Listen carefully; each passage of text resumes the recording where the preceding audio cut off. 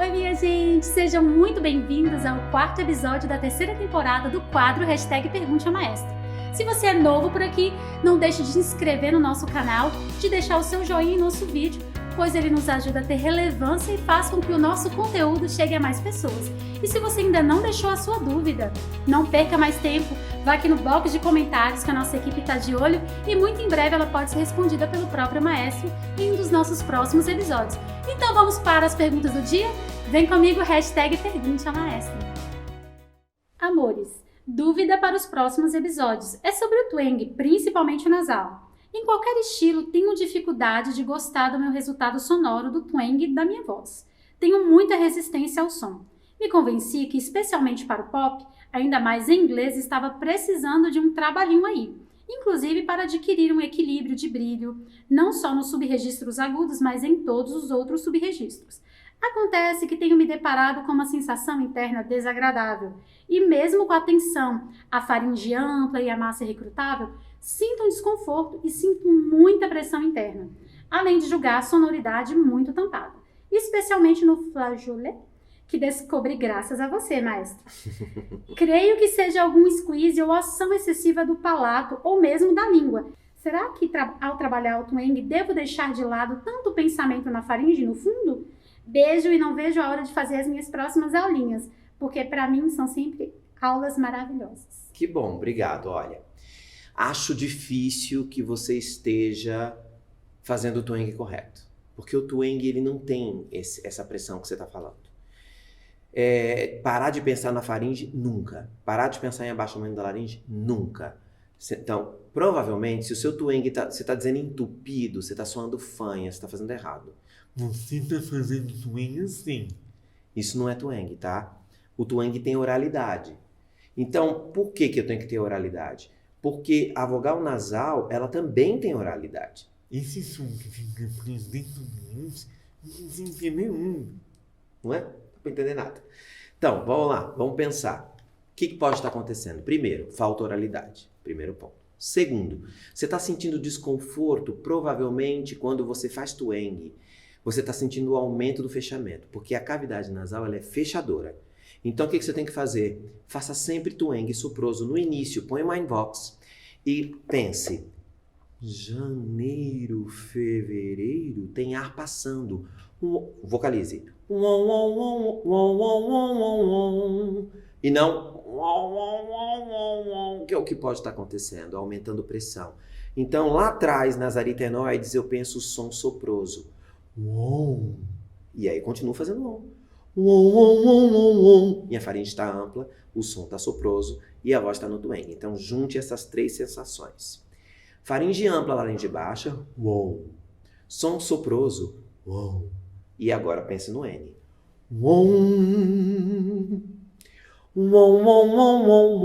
Isso vai dar certo.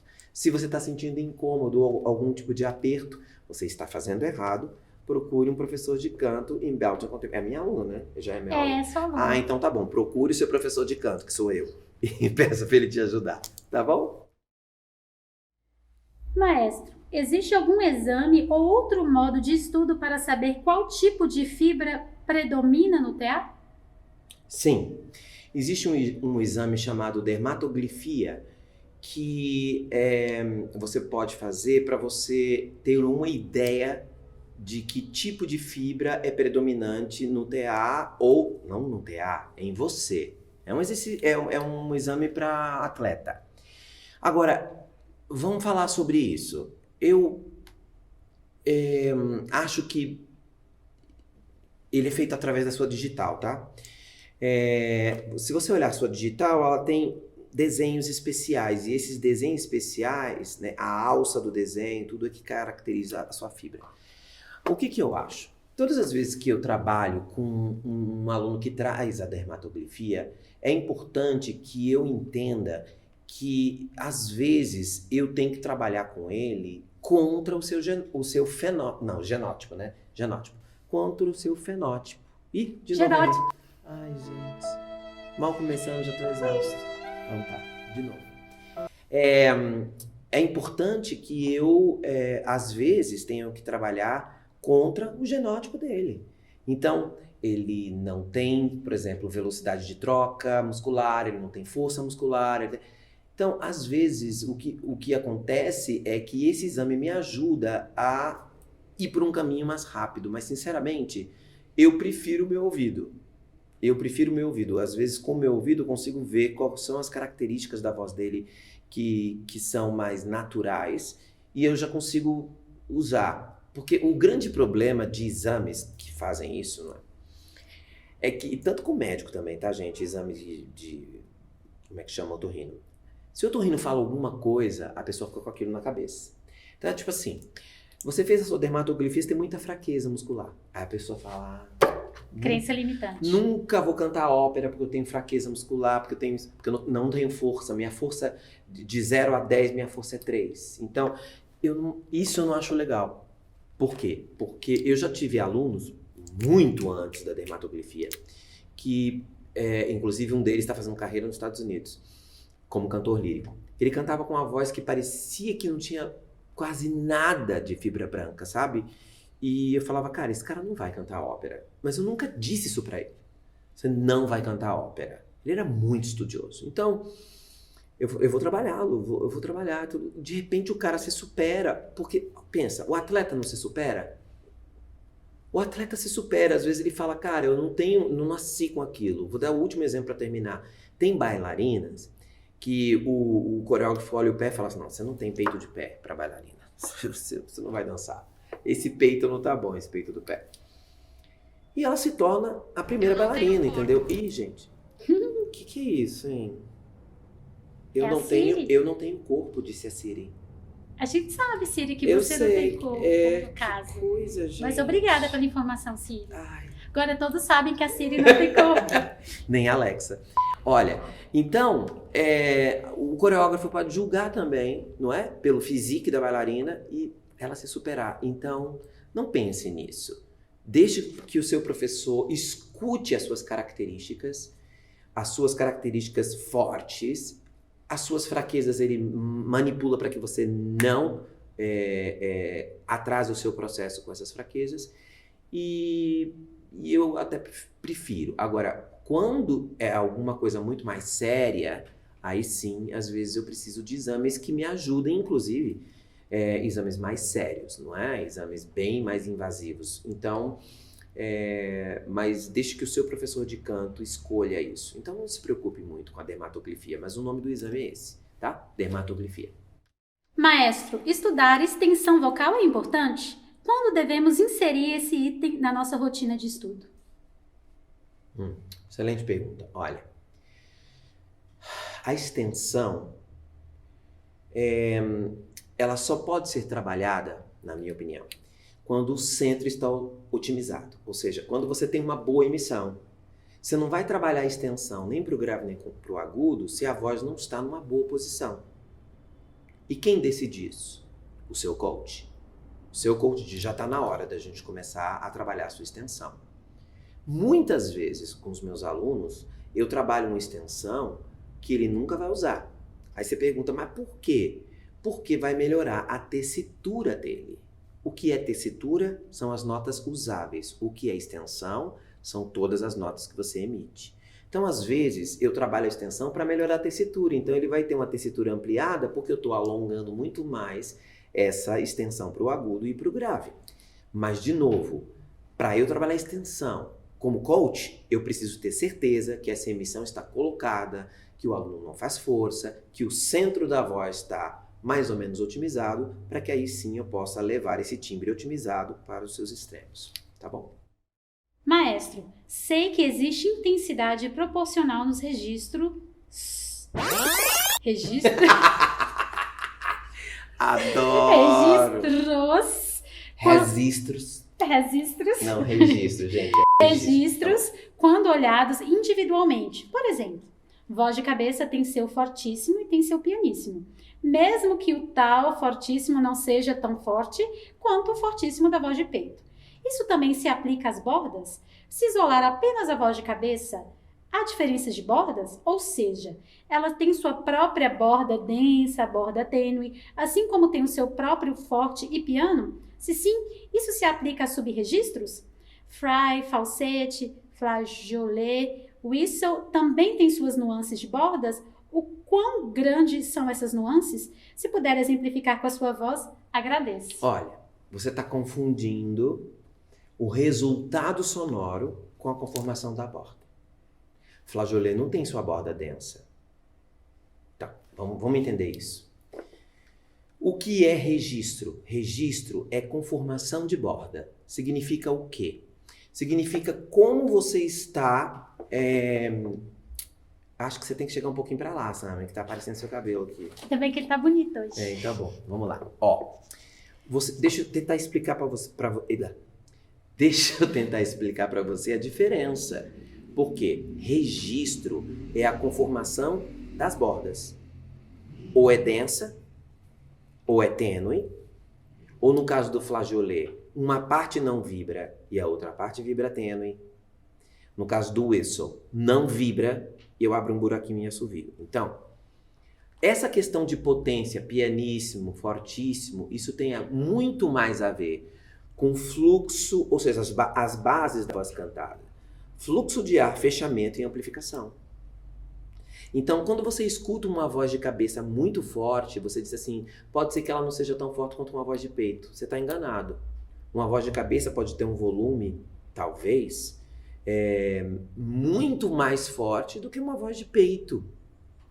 Até porque, na hora da emissão,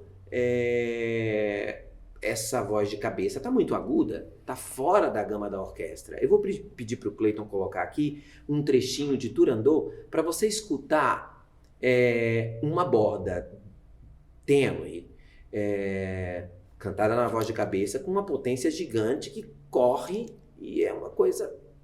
Vou pedir para ele colocar um trecho dela sozinha e depois ela com um tenor que está de borda densa. Aí você vai ver como não é bem por aí, tá? Primeiro equívoco, que a borda densa teria mais potência. Não, tem mais recrutagem do TA, certo?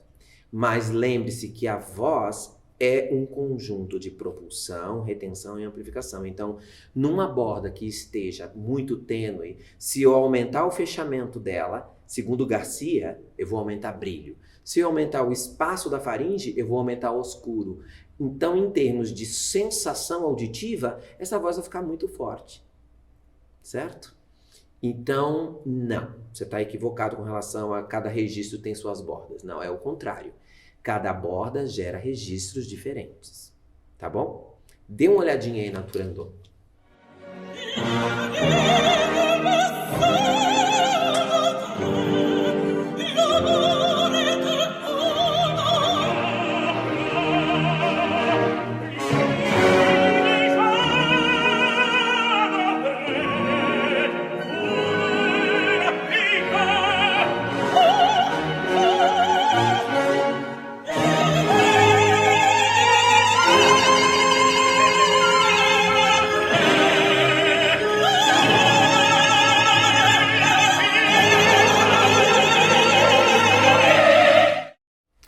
Começar, eu queria te falar uma coisa. Eu adorei esse formato com você comigo em cena. Também. Você tá sempre fora, né? Ninguém te vê. Pois é, agora eu tô mais... Agora você tá mais próxima de mim, as pessoas te veem pra ver que o negócio é orgânico. E que é de verdade, né? É. Não é de mentira. Então vai, gravando. Maestro, ouvi durante um vídeo no seu canal, não sei qual exatamente, que as meninas, não sei se todas, podem subir para os agudos como soprano ou como belters. Existe o mesmo para os meninos? Subir como tenor ou subir como belters? Eu agora estou tentando entender que vídeo seria esse. Talvez você queira dizer que uma menina que faça belting agudo pode fazer de borda densa ou de borda tênue, talvez seja isso. Porque um soprano com certeza vai subir muito mais do que uma belter, não é? A tessitura de um soprano é muito mais aguda. Agora, meninos, o que a gente combina é o seguinte. Dentro da classificação de Leggett, que é a classificação que a gente mais usa, barítono, baritone e tenores, eu posso ter um tenor belter. Eu não encontrei dito nos seus contatos. Ok, vou enviar isto. Eu acho que tenor... Eu não tô acreditando, gente. Tá bom. Não tô entendendo, mas por quê? Uma hora eu vou ter que tirar isso aqui, né, gente? A gente trocou a Google Assistant pela Siri. É mesmo. Estamos fazendo agora como é que chama? Um merchan de graça Nossa pra senhora, Siri. vai, vamos lá. Então, eu posso chamar um tenor de belter. Se ele realmente está fazendo high belting, eu posso chamar ele de tenor belter. Posso também ter um baritone que sobe muito de belting e posso chamar ele de belter. O que vai fazer com que eu chame ele de belter? A tessitura e o estilo. Porque belting, na maioria das vezes no mundo, não se refere a um registro, se refere a uma técnica, se refere a um som, uma sonoridade. Então o americano está escutando aqui, a gente cantando, e fala, that's belting. O som, quer dizer, o estilo, a característica, e não o subregistro, como no caso do belting contemporâneo, onde a técnica chama-se belting contemporâneo, mas eu posso cantar dentro do belting contemporâneo o estilo belting em rhythm and blues, por exemplo, ou legit. E o subregistro belting, ou seja, covered belting, pure belting, soul belting, é um registro de borda densa. Então, às vezes, isso é confuso, tá bom? Então, no mundo, você vai viajar, você vai fazer belting fora daqui do meu contexto, todas as vezes que a pessoa se referir a belting, ela está se referindo a sonoridade e não a registros, tá bom? Maestro, você sabe se a perda auditiva das frequências mais agudas prejudica a pessoa para perceber se a afinação está calante ou brilhante demais? Em uma live, você comentou alguns exemplos de pessoas desafinando para o agudo, e eu não percebi muito bem. A desafinação para o grave eu ouvi melhor. É porque assim, a gente está acostumado a escutar a afinação calante como desafinação e a afinação brilhante como excesso de energia, tá? E não desafinação. Acontece que é uma desafinação. Cantar acima de 30, acima de 40 cents, você está desafinado.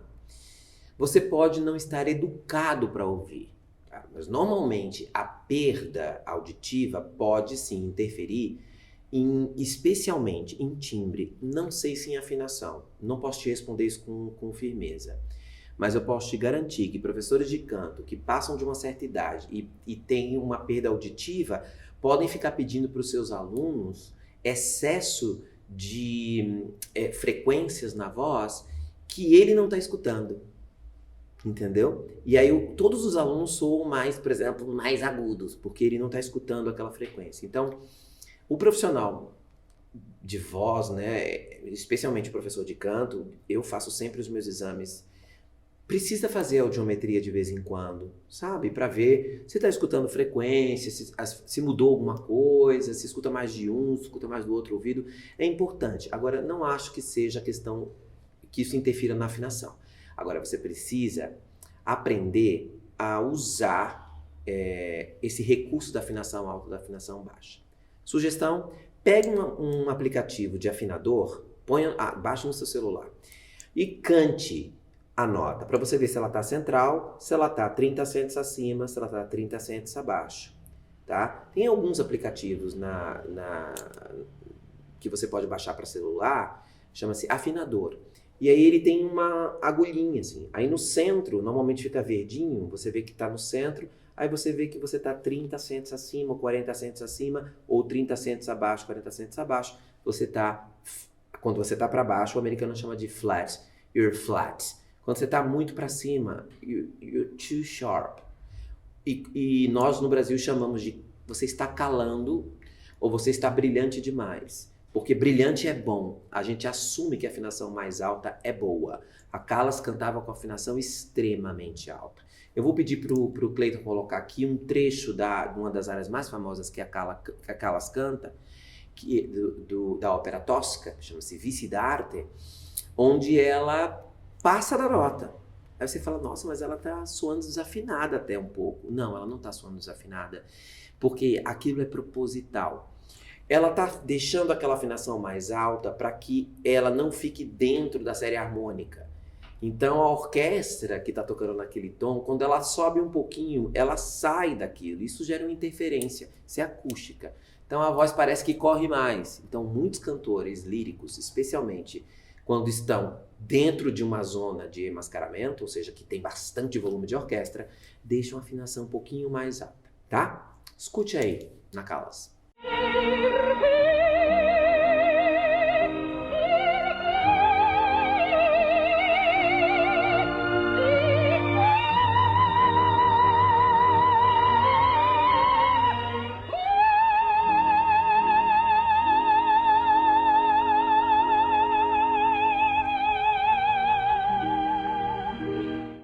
Oi, maestro, tudo bem?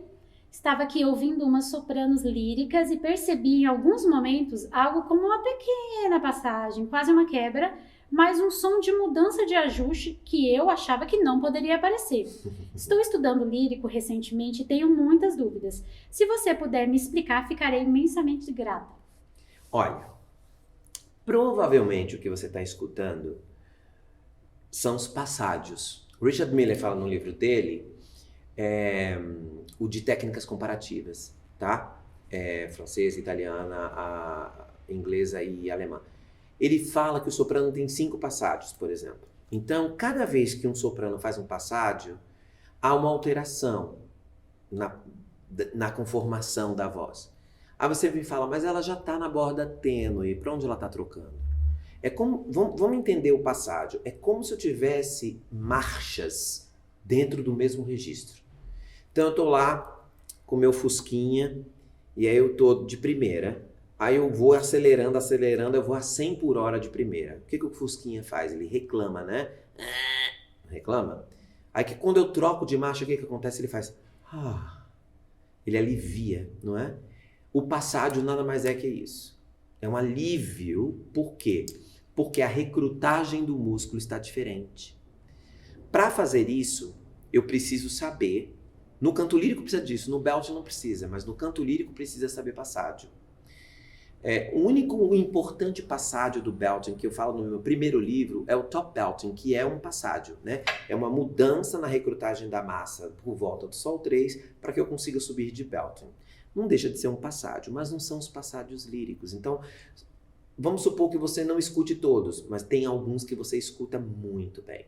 Vou te dizer qual. Tem um que acontece ali por volta do Fá sustenido Sol no soprano, você vai escutar bem. Depois acontece um próximo do Si. Depois acontece um depois. Tem alguns sopranos que fazem no Si, alguns no Dó sustenido. E tem as sopranos que tem sobreagudo. Vai acontecer mais um depois do Mi bemol. Isso deve ser avaliado pelo professor e deve ser homogeneizado, vamos dizer assim, pelo professor. Agora, te digo, quando eu comecei a estudar, que eu vi as minhas colegas fazendo passádio, e eu vi alguns outros professores, não o meu, outros professores dizendo, não faz isso, vai com a voz inteira igual.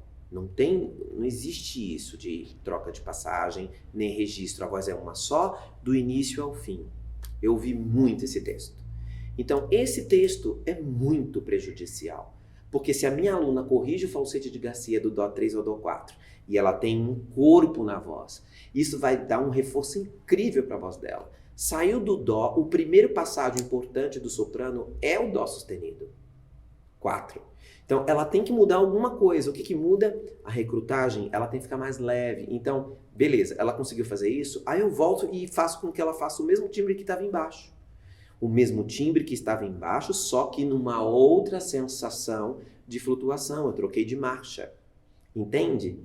Se eu digo para ela, não troca, vai igual, ela vai tentar subir de registro médio, porque a correção do falsete de Garcia no canto lírico é feita com o aumento do registro médio. Só que eu não canto agudo de registro médio.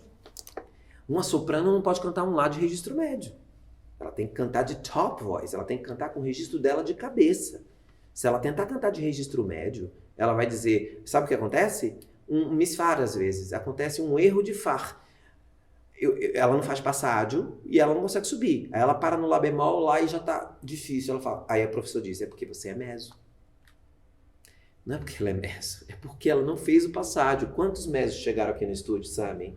Que viraram soprano? Tem soprano que virou meso também. Tem soprano que virou meso também, mas a grande maioria... A grande maioria não faz esse passádio. Não faz um passádio. Param aonde? Lá bemol, lá. Entendeu? Então eu tenho várias alunas que vieram com essa classificação e aí eu sou meso. Aí eu brinco com elas, eu falo, se você é meso, eu sou soprano coloratura. Amor, você não é meso. Desculpa, a gente reconhece uma meso vamos supor, a voz mais difícil de reconhecer se é soprano ou meso é o mesocoloratura, Cecilia Bartoli. É difícil reconhecer se é soprano ou se é meso, não é? Porque tem uma agilidade de soprano, tem agudos de soprano, mas tem a robustez de um meso, é difícil. Mas um meso lírico é difícil você não reconhecer, é muito difícil, tá? Então, de novo, esse passágio que você está escutando, talvez o mais aparente dele seja o do flageolet. Então você está escutando a soprano cantando, soprano cantando, de repente ela canta um ré bemol, você escuta, oi? Mudou alguma coisa. Parece que deu um clequezinho. Não é que deu um clequezinho, é que ela trocou a conformação da borda. Aí é uma conformação de borda mesmo, não é no flageolet. Mas tudo bem, ela tem esses passágios. Então a tarefa do professor de canto é uniformizar o timbre depois que ele tem consciência dos passágios. Agora, nunca antes. Porque na hora que eu tento uniformizar o timbre e dizer, não, sobe com uma voz só, ela pode fazer força e não fazer as trocas de marcha. Pense sempre no fusquinha quando você estiver cantando. Nossa, eu tô a 100 por hora aqui e tá reclamando. Não, eu tenho que passar para a terceira marcha, a quarta marcha. Até se tiver quinta marcha, melhor, vá para a quinta marcha, tá?